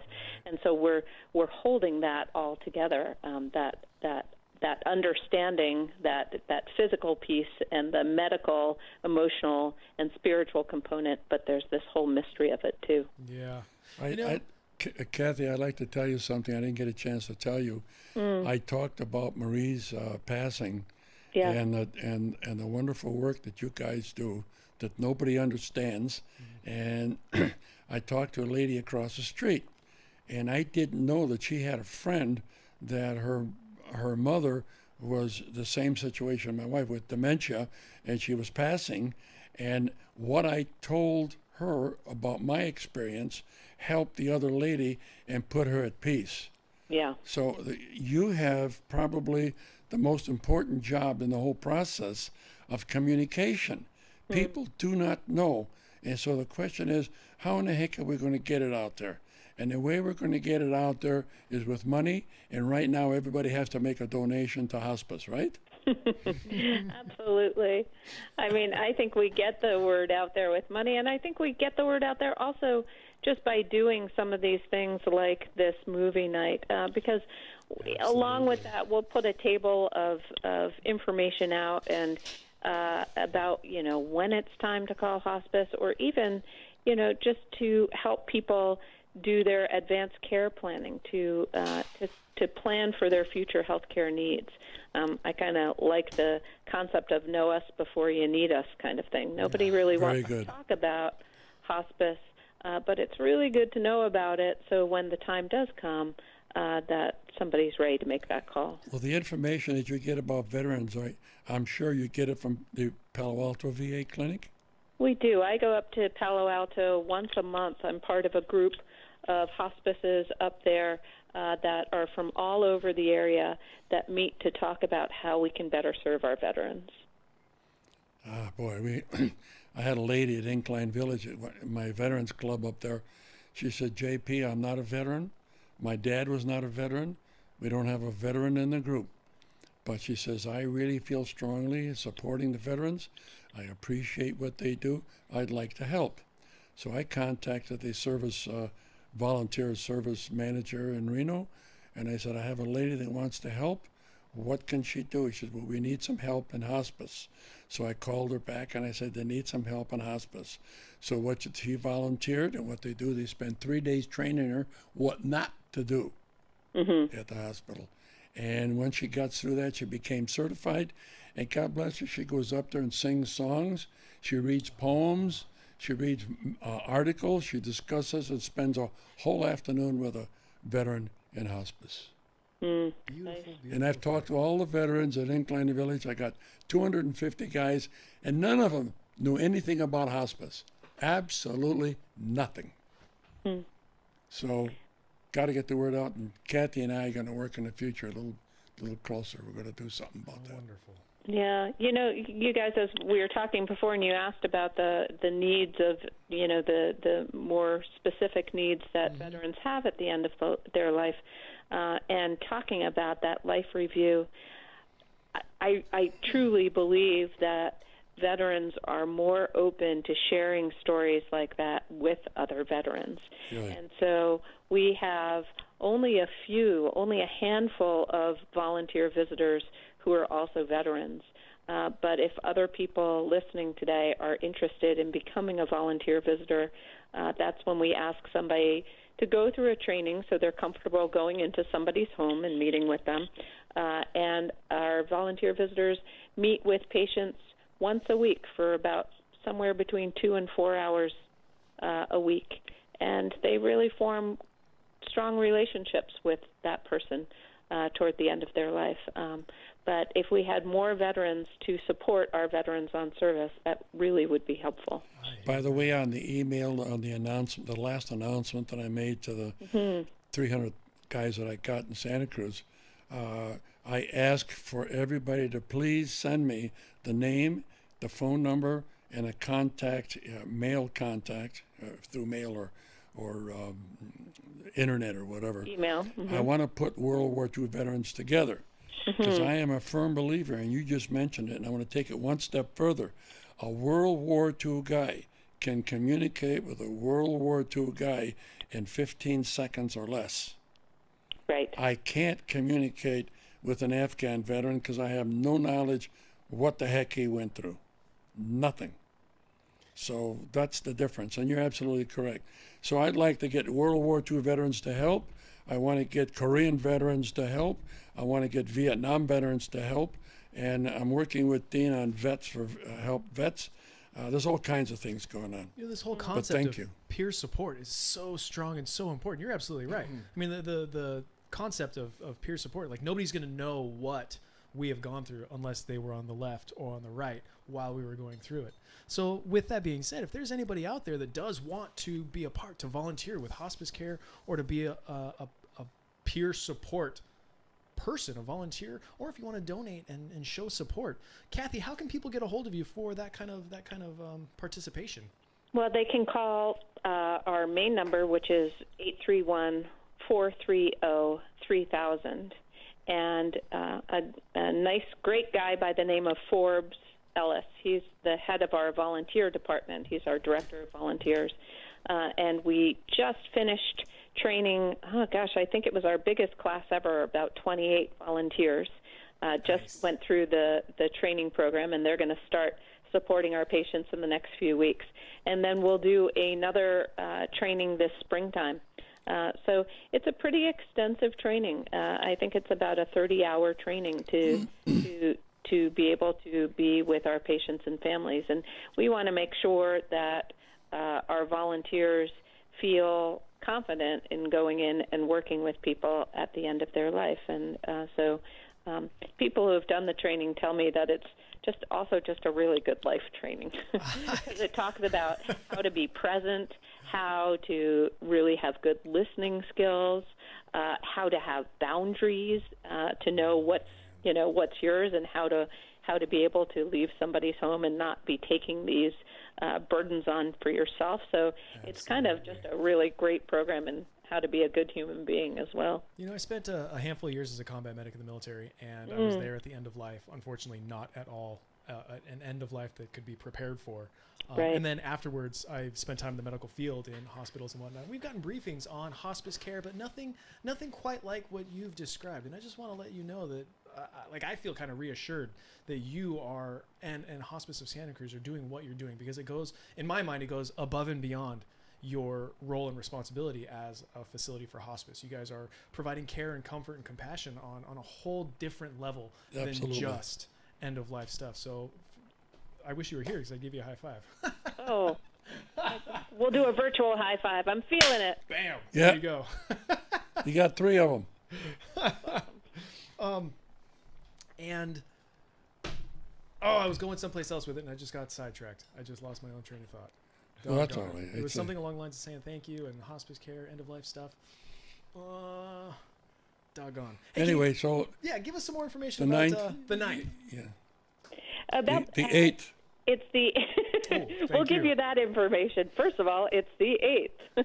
Right. It's Wednesday, November 8th. He keeps telling me the 9th, and I keep correcting him to the 8th. I don't know what he's doing on the My 9th. dates are all screwed up It right just now. allows us to say the date one more time, which is great. And to get it right. Start it all over again. One more time, Kathy. Go for it. Wednesday, November 8th. So it's downtown at the Del Mar Movie Theater.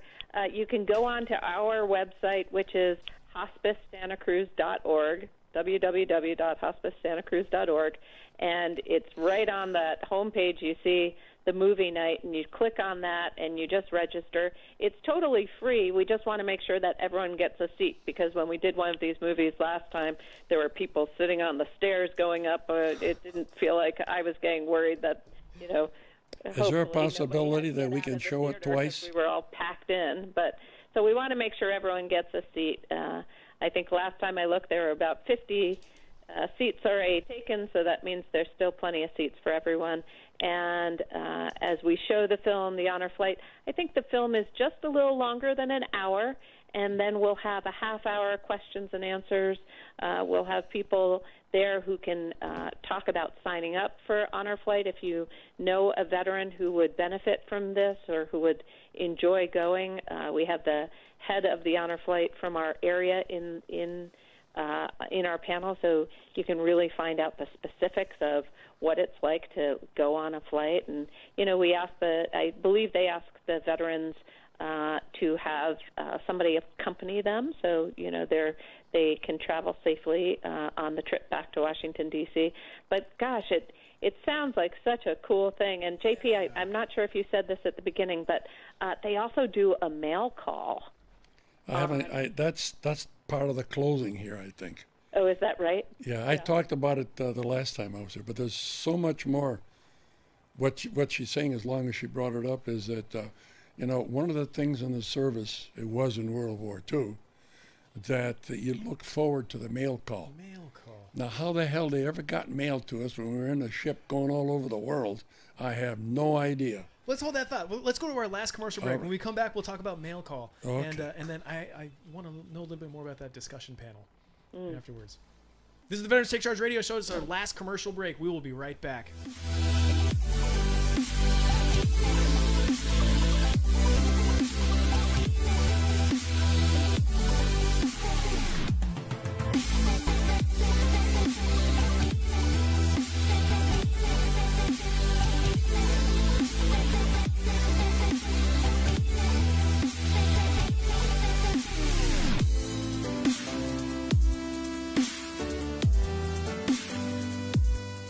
Hi, registered pharmacist Ben Fuchs here. I've been studying healthy bodies for 35 years, and what I've got to tell you may shock and surprise you, but if you listen up, it may change your life. One of the most beautiful of all ornamental plants is the gorgeously colored lupine, with its stunning large pea-like flowers aesthetically clustered in long spikes. But lupine is much more than a pretty face.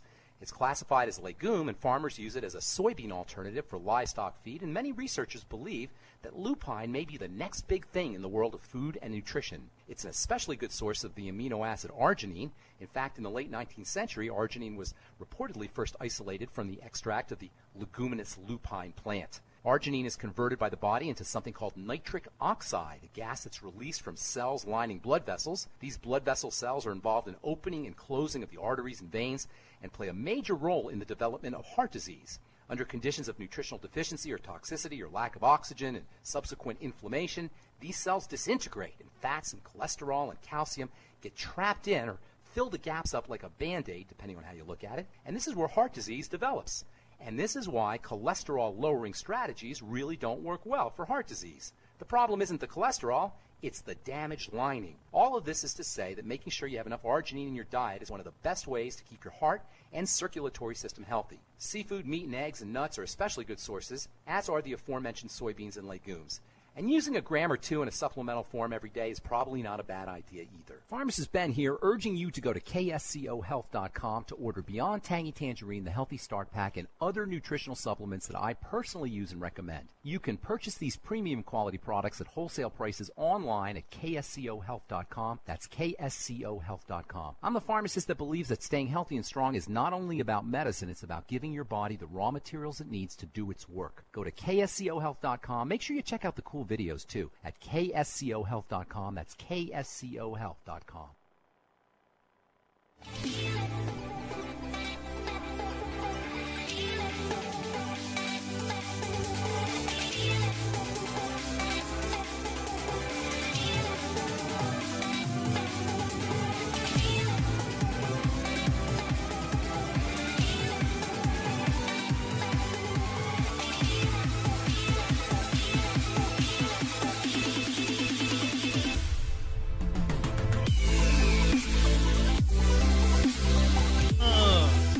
Welcome back to the Veterans Take Charge radio show.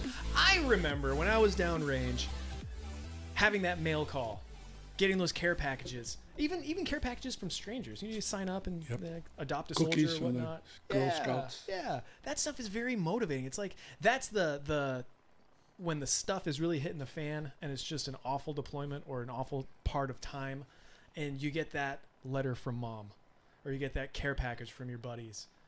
That turns everything around. It turns the mindset around. All of a sudden, you're like, for just a split sec, it's almost like you're back home when you're reading about what's going on or whatnot. I talked to one of our veterans who was in Afghanistan, and I said, how is it at the other end? What can we do to improve?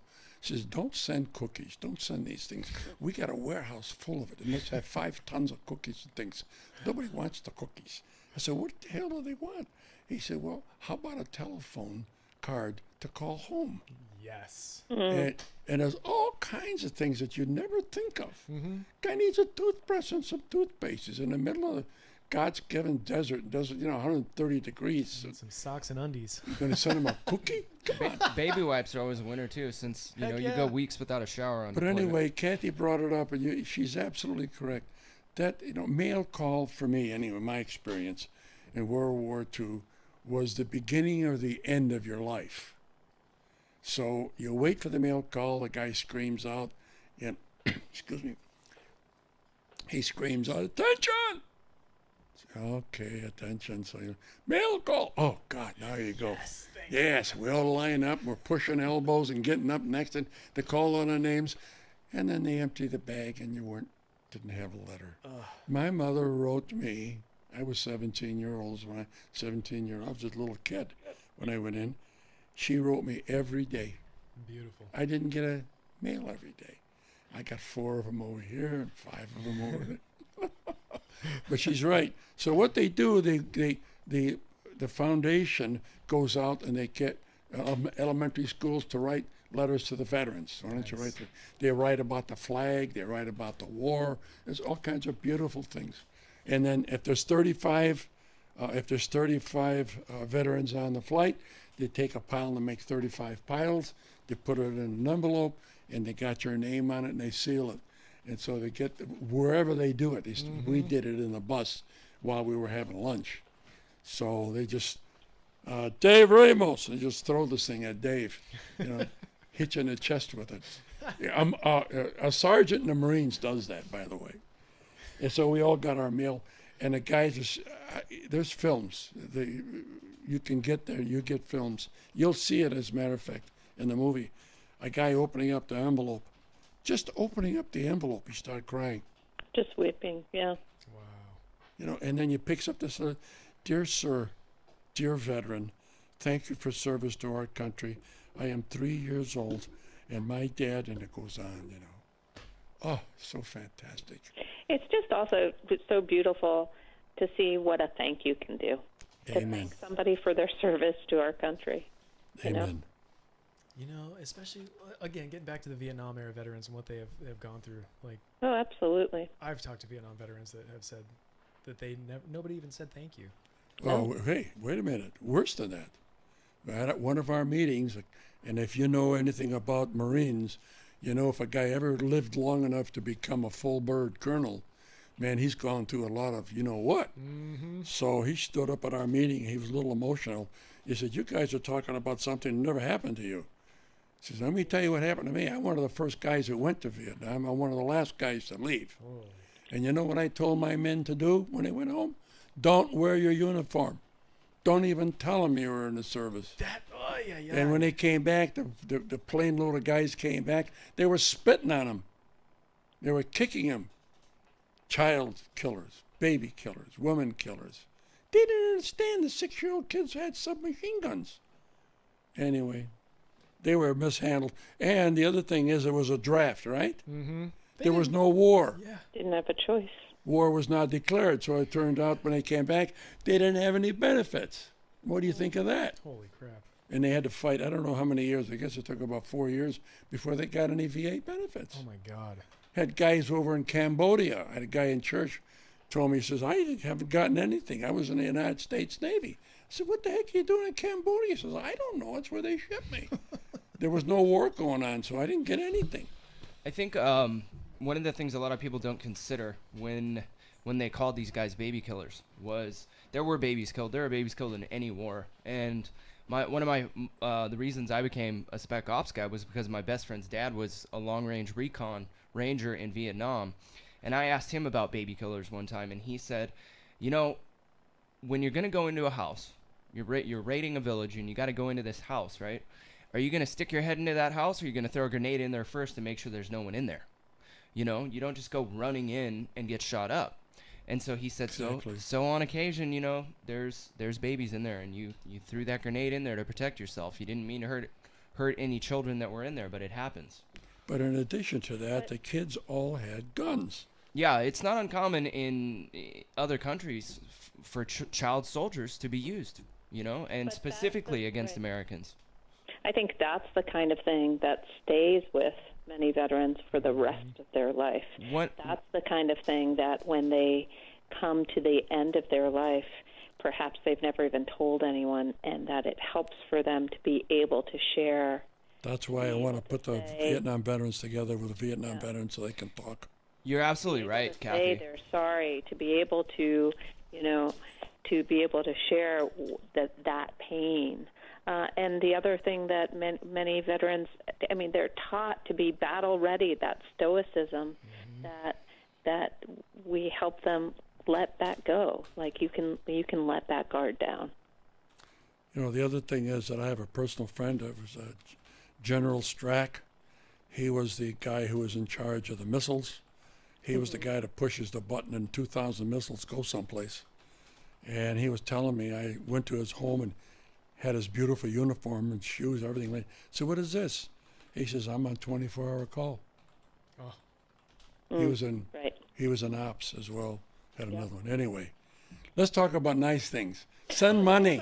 Can I talk about a nice thing? Please. Go. Please do. Okay. So along with the movie thing, that's in another week or so, and we hope everyone will come out to that. We have JP keeps saying send money. Here's a fun way to give money if you want. You know the sock shop and shoe company downtown? Oh yeah.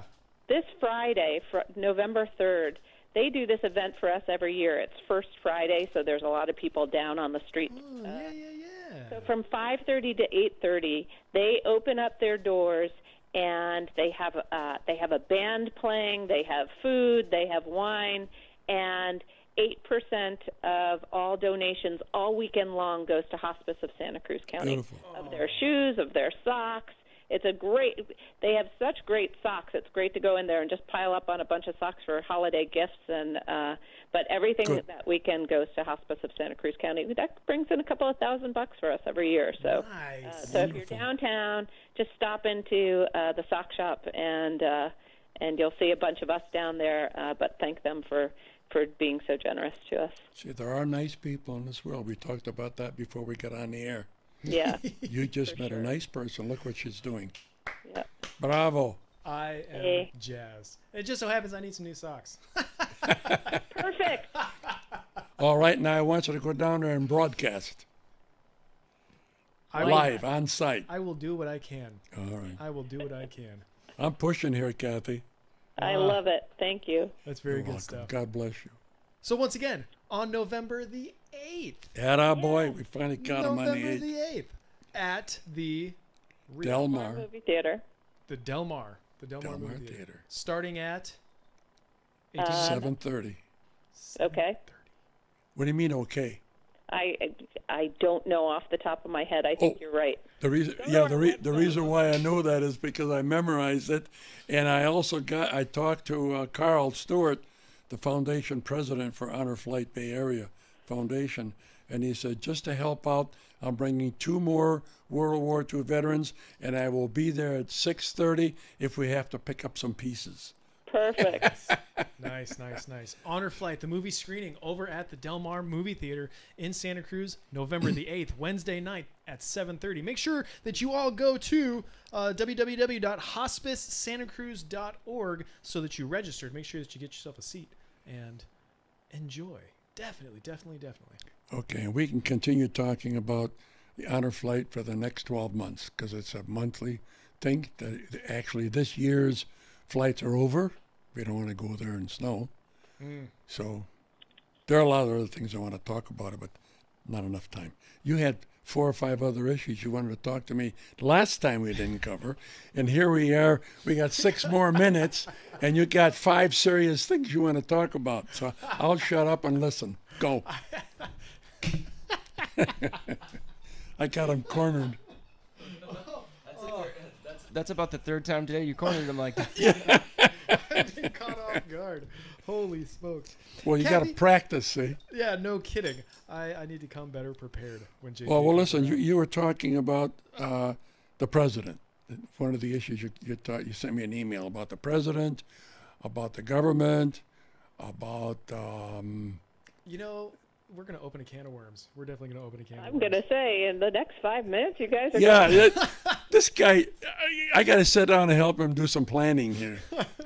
You're planning, the old story. Plan your work and work your plan. I should write that down. Kathy, thank you very much for being a part of the Veterans Take Charge radio show. I'm looking very much forward to buying some socks and helping out Hospice of Santa Cruz. And this honor flight screening that you are responsible for is very, very, very warm and welcomed. And once again, thank you very much for all of the things you do outside of your general roles and responsibilities. And in addition, if I can do any more for you, Kathy, I'm there for you. Thank you. Thank you both for having me on the show. I just really enjoyed talking to you. I enjoyed listening in before I got on the air, and I was really glad to come on and join you all. So thanks so much, and hopefully we'll see you at the movies. Proud and steadfast. We'll be there. All right. Take care. Cheers. Bye. Bye-bye. Good night. JP, you just brought something up, and I do want to open up this can of worms. So the VA in itself, this is something we started talking about a little bit last week, and we've talked about this tremendously over the last couple of years. We got 4 minutes left, and so the VA, as we know it now, in its current iteration, came to be on March 15th, 1989. But the VA, and I take that back, not the Veterans Administrations, but caring for our nation's warfighters goes back almost 400 years. We've gone through multiple iterations. Alexander the Great. Genghis Khan. So, It's been going on for centuries. Go ahead. I'm thinking more about here on this. Okay, this and what's the geographic. question about the VA? So from the time that you got out of the military Yes. to right now, what types of, not what types of, have we learned from previous mistakes, or are we recreating? Okay, let me shorten the thing up. I don't care what you do, or who you are, or how great you are, how smart, you're going to be criticized. Oh, that's for sure. And what keeps me sane, because I do a lot of stuff, and I wanted to start the Greek Orthodox Church, and people say, why are you doing that? I don't listen to people. I quit listening because they don't contribute. They pick. They complain. They criticize. I remember studying that Jesus Christ, the Son of God, was crucified. Now here's a man that was crucified as the Son of God, and I'm supposed to be better, and I'm not going to be crucified, or people aren't going to nail me down for things that I did or said. So I don't care. So my point is, do what you got to do. Make it happen. Lead, follow, or get the out of the way. That's it. So the VA has been going for all these many months, the gentlemen that are running it. What you have in Washington, and that's part of what you have to forget what you hear, is what they're really trying to do when you finally find out what they're doing. They're trying to not nationalize, they're trying to put it in the public hands. The VA is very successful. It is not as successful as it should be because there's 10,000 more things they need to do, and the people don't put the funds in there to take care of it. If you've got guys that lost their arms, you know, when in World War II, when you dropped the bucket and you lost an arm, they left you there to die. They can't help you. Jeez. Now what we're doing is picking everybody who even got a headache to bring them back, right? Well, how are you going to take care of it? Where's the money? You know, They're going to give it to the top 1%? That's another issue. Anyway, so the VA has been very good. I can tell you, and I am on the list, and I get a daily briefing from every agency in the VA, and there are probably 30 of them. You only think about one, the VA. There's 30 agencies within the VA, and they all operate different. And they're being investigated on a daily basis. And I get the reports, and I'll be happy to send them to you. Yeah. But we have Palo Alto is fantastic. Reno is fantastic. Those are the two that I'm familiar with because I was given service from both. I have absolutely no complaints. Good. None. Good. And I'm sick and tired of hearing people say, I had to wait. Sit down and shut up and wait. Come on. Jesus, Rome wasn't built in a day. It died. It died in the night. But anyway. JP, thank you very much for being here. Thank you very much, sir. When's our next? I'm sure it's going to come soon. I'm sure it's going to come soon. Ladies and gentlemen, Thank Thank you. Thank you. This is the Veterans Take Charge Radio Show. Next week, we're going to have Paul Damon in studio. Did you know that? No, I didn't. Surprise! But I'm glad about it. Love that guy, man. And I'm pretty sure we're going to have maybe Dean Kaufman and some Vets for Vets representatives in studio as well. Just bring a whole group of people in. I love the having more the people merrier, in here. You know? I love having people in here. If you guys want to walk with us in the November 11th Veterans Day Parade in Salinas, hit us up, veteranstakeCharge@ksco.com. I'm pretty sure we're already off air right now. KSCO, Santa Cruz. Seen go before the grand jury, the search warrant that we know has been executed, the evidence we know has been gathered, a lot of that has to do with Paul Manafort. Several of his business associates have gone before the grand jury to testify. We also know that the investigators served a warrant at his house. With that probe into Russian election influence and delving into what was behind FBI Director James Comey's firing, former U.S. Attorney Preet Bharara was on CNN. Donald Trump will avoid going through the regular process for pardoning someone who's an ally. In this case, it was Joe Arpaio, the sheriff in Arizona. And there has been much speculation about whether or not Donald Trump would hesitate to use his pardon power to get out of legal jeopardy and trouble any allies of his. Puerto Rico's governor says cancel that $300 million power grid restoration deal with Whitefish Energy Holdings. That deal was not bid out competitively. San Juan Mayor Carmen Yulin Cruz, who has had issues with Whitefish, says now, rather than just repealing the contract, it should be voided. Why? Because there's a little clause in the contract that states that if PREPA cancels the contract or in any way just eliminates it, Whitefish will get reasonable profits of what they've already charged us for. Whitefish could pull out with 70% of Puerto Rico still without power. There was an altercation last June in Mali involving 2 U.S. Navy SEALs and a member of the Green Berets. Army Staff Sergeant Logan J. Malger died. Now CBS's David Martin confirms that those 2 members of SEAL Team 6 are being investigated following the homicide. Houston Texans owner Bob McNair apologized after making a statement in print referring to NFL sideline protests during the national anthem. McNair said in ESPN the magazine, "We can't have the inmates running the prison," and says CBS's Roxana Saberi with on-field reaction today. Players across the NFL have reacted strongly. Seattle Seahawks cornerback Richard Sherman tweeted, "Don't apologize. You meant what you said. Showing true colors allows people to see you for who you are." And Brian Orakpo, a linebacker for the Tennessee Titans, wrote, "That's how they really feel, huh? Those words out of this man's mouth are infuriating to me and the rest of my brothers in this league. Most of the Houston Texans players took a knee during the anthem today before their game in Seattle. With the World Series tied at 2, the LA Dodgers strike first. They scored 3 runs in the top of the first inning to lead the Astros 3-0. Former President George H.W. Bush in a wheelchair on the field gave the ball to former President George Bush 41, who fired the ceremonial first pitch to home plate. This is CBS News. At our home, winter nights are complicated. Either I end up freezing, or I'm sweating. Hi, I'm Missy Tannen. And I'm Scott Tannen, founders of Boll & Branch, the world's most comfortable sheets. And now, we've created the world's first luxury flannel bedding, available for a limited time at bollandbranch.com. Try them risk-free for 30 nights. Go to bollandbranch.com today for $50 off your first set, plus free shipping with promo code SLEEP. Spell